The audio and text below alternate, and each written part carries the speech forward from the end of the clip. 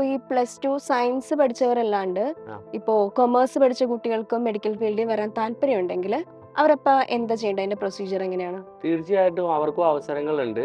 അവർക്ക് general nursing and midwifery (GNM) എന്നൊരു course എടുക്കാവുന്നതാണ്. അത് 3 വർഷമാണ് ആ കോഴ്സ് വരുന്നത്. പിന്നെ 6 മാസം ഇന്റേൺഷിപ്പോടെ കൂടി 3.5 വർഷത്തോളം ആണ് അതിന്റെ ടോട്ടൽ സ്റ്റഡീസ് വരുന്നത്.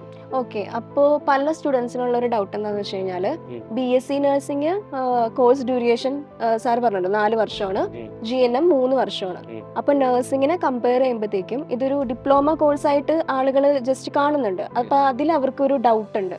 അതെങ്ങനെയാണ് ക്ലാരിഫൈ ചെയ്യുക? ബേസിക്കലി പണ്ട് കാലത്തെ കോഴ്സ് തുടങ്ങിയിരിക്കുന്നത് ജനറൽ നഴ്സിംഗ് എന്നുള്ള GNM എന്നുള്ളതായിരുന്നു. പിന്നീടാണ് BSc നഴ്സിംഗ് ഒക്കെ പിന്നീടാണ് വന്നത്. ഇപ്പോൾ ഇന്ത്യയിലാണെങ്കിലും പുറത്തുള്ള രാജ്യങ്ങളിലാണെങ്കിലും GNM പഠിച്ചവരെ നേഴ്സായിട്ട് തന്നെയാണ് അപ്രൂവ്ഡ് ആണ്. എല്ലാ ഇതുമാണ്. ബേസിക്കലി ഡിപ്ലോമ ഇൻ ജനറൽ നഴ്സിംഗിനാണ് ഇത് അറിയപ്പെടുന്നത്. അതുകൊണ്ട് ഒരു ഡിഗ്രി ആയിട്ട് ഇത് കൺസിഡർ ചെയ്യുന്നുണ്ടെങ്കിലും എന്നാൽ നോർമലി ഒരു നഴ്സിംഗ് ജോബിന് വേണ്ട എല്ലാ പ്രിവിലേജും ഇവർക്ക് കിട്ടുന്നുണ്ട്. ഇവർക്ക് എല്ലാ കൺട്രീസിലും തന്നെ ജോബ് കിട്ടുന്നുണ്ട്. ഗവൺമെന്റ് സെക്ടറിലും പ്രൈവറ്റ് സെക്ടറിലും ജോബ് കിട്ടുന്നുണ്ട്. ഇന്ത്യയിൽ ലഭിക്കുന്നുമുണ്ട്.